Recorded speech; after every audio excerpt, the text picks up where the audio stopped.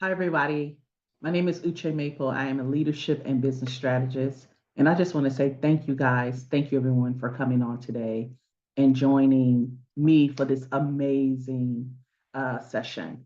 This week, what I'm going to be focusing on is being intentional and being intentional not just with anything, but being intentional with your zone of genius, what you are naturally gifted to do, what your natural talents are, and how you are going to cultivate those into strengths. And today, what I'm going to talk about is just really 3 tips on how to hone in your genius and be intentional in what you're doing. So, for those of you don't are not aware, this for the next 4 weeks, I am hosting an event called Leap Forward 2022. This event is an event that you have never attended before. It's going to be a virtual event hosted on October 13th. Any type of comments, more information will be in the comments field. The link will be there. So make sure you click on it so that you can get more information on what this amazing event is going to be about. So let's focus on today. Intention. I talked about this last week, and if you didn't hear what I talked about last week, go ahead and click on the last video that I uploaded. It talks about how intention came to be and why I thought it was important. I definitely believe that the intention of anything we do, we really need to understand it so that we know what we're putting out in the world today. Because of so many things happening every minute, every second, every hour, our intention has to be on high alert all the time and every time. Yes. And so here's one thing I want you to do while you're listening. Get a sheet of paper right now. And as you're watching this mini webinar, write down what your intention is of attending. What made you decide to listen? Write that down. And then after you've watched this mini webinar, see if what you wrote down is in alignment with what you got and what you're going to do next. So that's the first thing. Yes. Okay. So my intention is really to talk about how we are showing up every day. Are we being intentional with words that come out of our mouth? Are we being intentional with how we want people to perceive us in our business, in our life? Are we being intentional enough where we can create direction on where we want to go and how we can leverage that with our zone of genius in our business? So it's earlier today, and I'm going to tell you this quick story. Earlier today, I was interviewing for a VA, and if she's on here listening, she's the reason. She reminded me of why I am so passionate about what I do and what my business stands for. So I was interviewing for a VA to help me launch this amazing event within the next couple of weeks. And when one thing I like to do is when I'm interviewing people, I like to get to know them. I like to get to know who they are, how they got into business, what made them decide to do what they're doing. I mean, she's doing virtual assistants. And one question that I asked her was, what made you, out of all things you could be doing, what made you decide to be a VA? And she mentioned that her husband and her they've started a business and how she noticed that people around her who had small businesses, that they needed help doing the administrative work, right? The back end type of stuff. So she decided, she's going to do it. And, and again, me being me, I got to ask more and more questions, right? And what came from it was that her education is in behavioral health. She helps parents who have autistic kids. And she helps the parents, and I'm going to assume school, but the parents at least, to create an environment for their children to thrive. And the reason why this hit so home for me is because My youngest son, at an early age, I could tell that he had difficulty um, acclimating when he was in classes. It was always a struggle, but his learning was different. His learning was different. And he was phenomenal in math, but the way he was comprehending, he did not comprehend when he read the way that they would teach children. Therefore, it became a distraction, and we were always having certain challenges in his classroom, right? So when it came to math, he was cool, but when it came to anything reading, and we know you got to learn how to read so that you can understand what's going on. But when she was telling me, the VA that I was interviewing, what she did, I was just so amazed because if I had met her 3 years ago, 3 years ago, it would have taken off years of my life.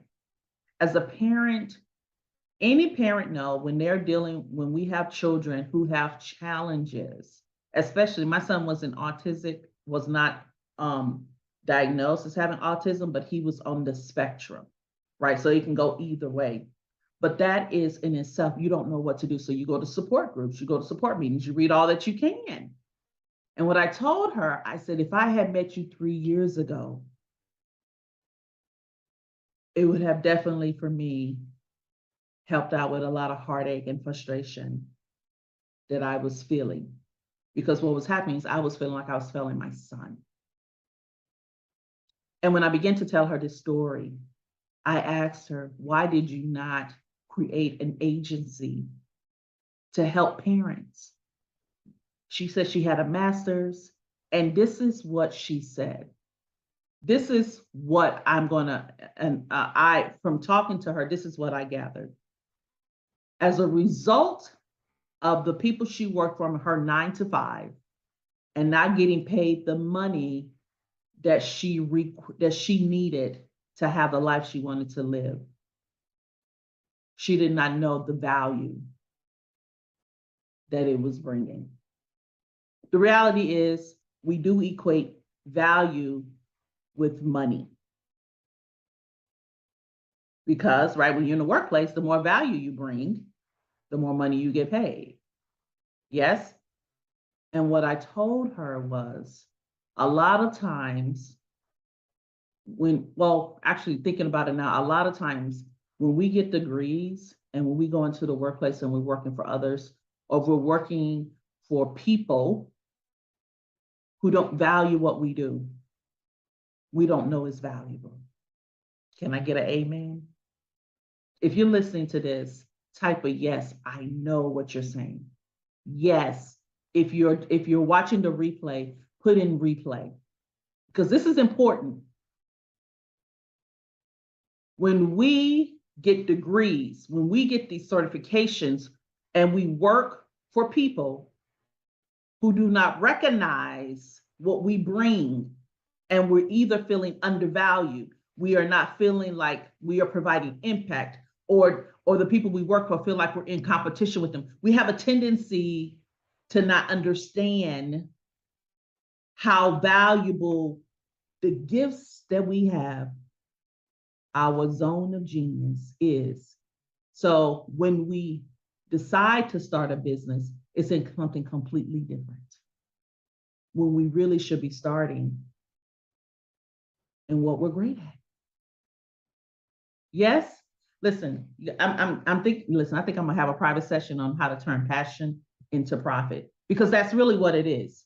We have when you go to school and you learning all that stuff, I'm not talking about people like I'm just tired of it because I had a great run. You know, people say I had a great run, it's time for me to do something different. That's not what I'm referring to. I'm referring to ones who haven't even had a chance to have a great run and they're already running from it. Yes? She reminded me in that moment why I love doing what I do. I love working with high performing professionals to start a business while they're working their 9 to 5 without sacrificing their family time, without sacrificing their self-care. In contrast, as they're building up confidence, as they're removing the doubt, the haters as they are removing their fear and why they need to bet on themselves. That's why I do it. If you don't know anything else, hear me now. You are worthy. And everyone that's listening to this, I give you permission to leap and bet on yourself. Yes, it's just funny when it's everything is timing. So when she was telling me the story, I was like, this is why I do what I do. This is why I love it. I love it. But going back to the three things that we're talking about today, right? The three things on how to be intentional in your zone of genius and how to apply it to your business. So here's the first thing. The first thing is you want to be able to recognize it and to name it. You want to be able to name it. What is your zone of genius? What does that look like? A lot of times you can do assessments. I offer assessments. If you're interested in assessment, DM me personally, but I offer assessments on how to help you find what your natural strengths are, right? What is it? What kind of themes do you have? Are you a person who does a lot of executing? Are you a person who does a lot of influencing? Are you a person who does are you doing a lot of empathy? What is it that makes you you? For example, one of my major things is I am a influencer. And one of the strengths is being strategic. I have always thought like 20 steps ahead, right? And I understand by doing that who I need to communicate with, why I need to communicate with them, how often, and the results that I'm getting. I want to get. I never put a word to it, but I was being intentional with that strategic strength and influencing thing. I was being influential. So the first thing is that you want to be able to recognize what it is. In other words, name it. You want to be able to recognize what it is. So what I want everyone to do at this moment is number one, write down, name it or recognition. Write down 5 words that you will use to describe what your natural talents are. This could be communicator, because when you were growing up, everyone said you talk too much, right? This could be leader, because everyone growing up, they were probably saying, especially if you was a female, sit your butt down. You're not anybody's mama. That's what I heard all the time. Heard that a lot. Um, uh, 3, you could be a person who is a person who gathers information all the time, very analytical, a person who's very analytical, or you gain information, you love taking in information, whatever it is. Name 5 things that you would think are your 5 top talents that makes you uniquely you, your zone of genius, right? Okay, so the second thing is that we want to make sure that you understand it. So you want to claim it. Number 2, you want to claim it. You want to gain awareness and acceptance for your talents.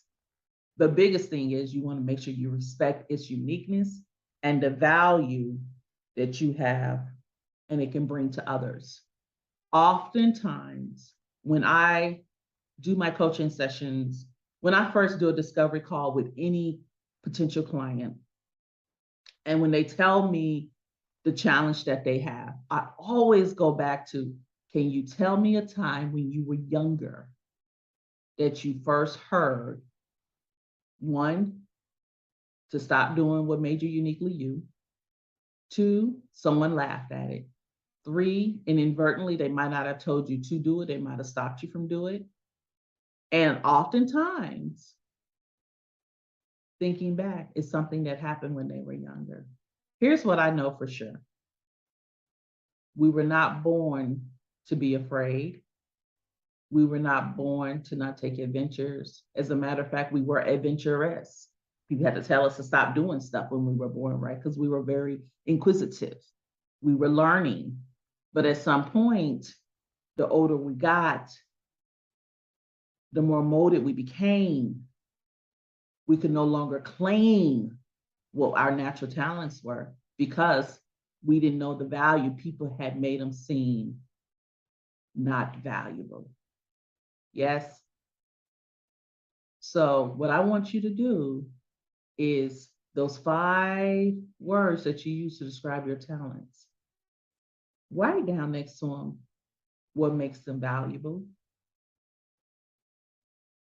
You can make sure in your business, in your personal life, write down what makes them valuable. Yes. And the third tip is now you want to be able to harness it, harness the talent. And what that simply means is those things that made you uniquely you, we're now going to make those into strengths, and we're going to leverage you in your zone of genius accordingly. Accordingly simply means in whatever it is that you want to do in your business, right? So that's one of the biggest things that I teach. I teach working professionals, high performing working professionals who are no longer waiting for permission, who are ready to bring in another stream of income because you need the money. You're not getting paid what you were worth. Who is tired of having their strengths be set on the side, because we know that if you don't use it, you lose it. And fourth, you just want to do something different so that you can feel great. You want to position yourself where you can leave your 9 to 5 within the next 5 years. You maybe want to retire sooner than you thought. And this is what I do when I help people, is to help them build a profitable 6-figure business minimum so that you can have control and options of your life. But in order to be able to do that, and I'm going to go over this again, the first thing is you have to be able to name it. You want to make sure, like I said, write down the 5 words that you would use to describe what your natural talents are, what your zone of genius is. The second thing is to claim it. That means to stand in it and to own it. If you're a person who talks all the time, please don't stop talking, because the world needs your voice. As a matter of fact, you may not be talking enough. Your words can either attract, impact, prevent people in the world today. And then the last is you want to aim it. You want to learn, you want to know, you want to write down how you can leverage it more. How can you leverage your zone of genius where you are amazing with people who can appreciate it in your business and your life? And I'm going to tell you the story before I get off. Growing up, my mom, who got her undergrad as an educator, she was an elementary school teacher. And, but she always struggled. She always struggled financially. So it was 7 of us. And I remember saying to myself, I would never be a school teacher because they don't have any money. Have any money. What my mom didn't know then was that although she was an educator, her gift is teaching. Her gift is able to break down the most complex problem where children can ingest it and thrive. If she had known then what I know now, she would have been able to take her gift of teaching and to leverage that, her area of genius, her zone of genius, and created a tutoring program, right? Or created curriculum for the state as a side business. She could have taught at the local community college. She could have been writing articles for the local newspaper. She could have came on the news station and TV as a contributor. But when you know better, you do better. And I am going to challenge you today is I don't want you to go into your workplace bitter anymore. I want you to be better. And by being better, we usually that means feeling good about ourselves. So although you may be in an environment where people are not accepting of what you can bring, doesn't mean that you can't bring something. Yes, take what makes you amazing in you and start your own business. But the best thing you can do is to aim it, claim it. I'm sorry, name it, claim it, and aim it. Harness that energy so that you can stand up proud. And when people are speaking to you, you can speak back with authority in your zone of genius. Yes? All right, everyone. So don't forget, I'll be posting up more information about we have a couple amazing things that's happening this week. I want you to be a part of it. You can definitely reach out to me, send me a private message or information if you have any additional questions. And I want everyone to have a great day and more importantly, have a great week. Remember, your zone of genius is what makes you uniquely you. Bye-bye for now.